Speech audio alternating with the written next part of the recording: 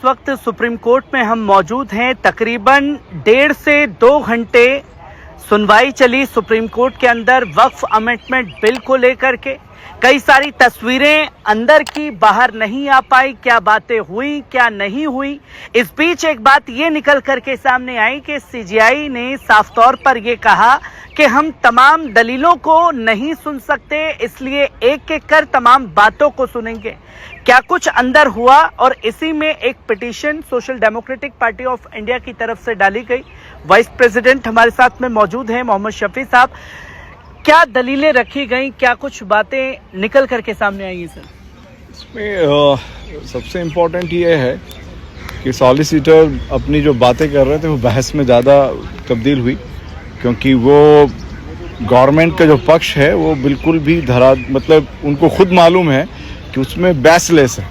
वो बेसलेस होने की वजह से वो एक आर्गूमेंट में कुछ भी एक तर्क दे रहे हैं, जैसा मैं खुद भी आज सुप्रीम कोर्ट में बड़ा शॉकिंग हुआ मुझे भी ये देखकर।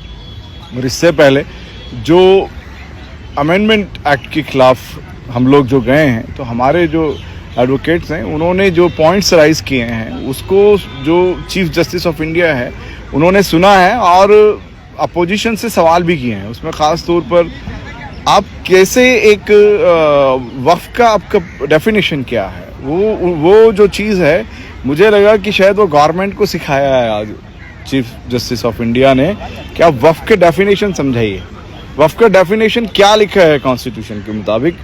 और आप अभी के बारे में मत करिए 1995 के बारे में, 1940 से ही हमें मालूम है वक्फ का क्या, वक्फ के बारे में क्या क्लियरिटी है। तो एक बड़ा अहम पॉइंट था। और फिर आप कैसे जो है नॉन मुस्लिम्स को एक इनका, क्योंकि ये ईमानी मामला है। मैं भी यहाँ गया हूँ तो हमारा बेनिफिशरी के मुताबिक गया हूँ कि मैं मस्जिद जाता हूँ, मैं मरने के बाद कब्रिस्तान जाता हूँ, मैं पढ़ने के लिए मदरसा जाता हूँ। तो ये हम लोग बेनिफिशरी के जो है हैसियत में यहाँ पर आज यहाँ पर हमने हमारी पिटीशन दायर की थी। तो वो रखकर जो चीफ जस्टिस ऑफ इंडिया से हमें बहुत उम्मीद लग रही है, क्योंकि चीफ जस्टिस ऑफ इंडिया को वो लोग कोई चीज़ की क्लियरिटी नहीं दे पाए हैं।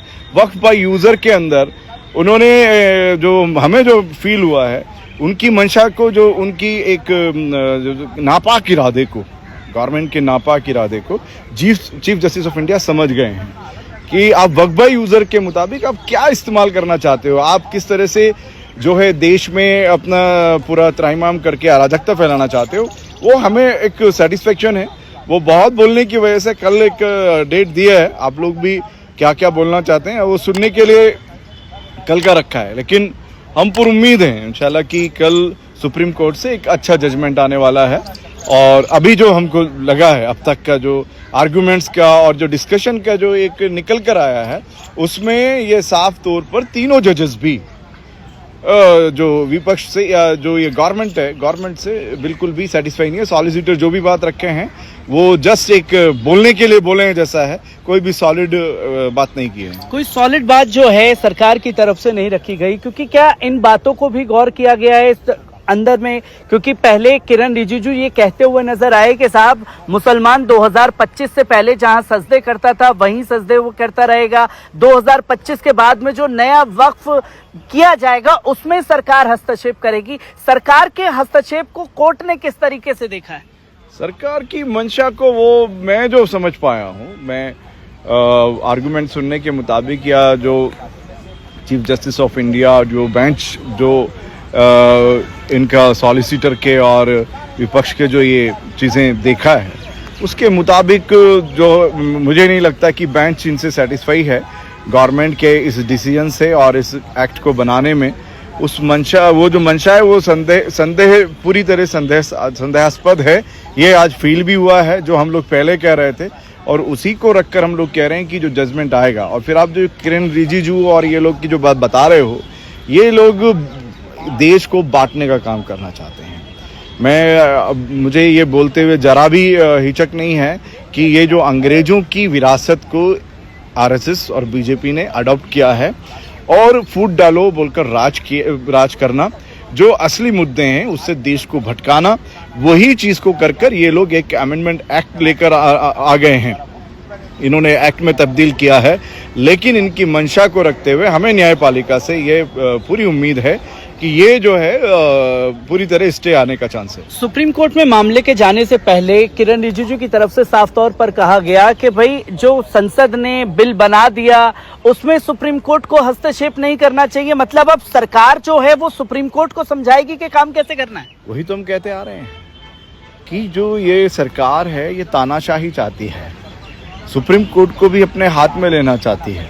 लेकिन अगर जो हम समझते हैं अगर इंसाफ पसंद जजेस हैं तो ये न्यायपालिका को कोई खरीद नहीं सकता है। न्यायपालिका जो एविडेंस के मुताबिक जो फैसला देना है वो फैसला उस एविडेंस के मुताबिक ही हम लोग पूरी उम्मीद हैं। हम लोग इंसाफ की बात कर रहे हैं क्योंकि ये लोग नाजायज काम किया है, संख्या बल के आधार पर फ्रॉड करके ये लोग जो है जेपीसी के नाम पर इसको एक्ट को पास कराया है। इसलिए ये जितनी भी चीजें हो रही हैं ये टोटल इंडिया के लिए नकारात्मक है। क्योंकि टोटल पिटीशन जो है वो तकरीबन 200 से ज्यादा डाली गई है। ऑनलाइन भी पिटीशन जो है डाली जा रही है।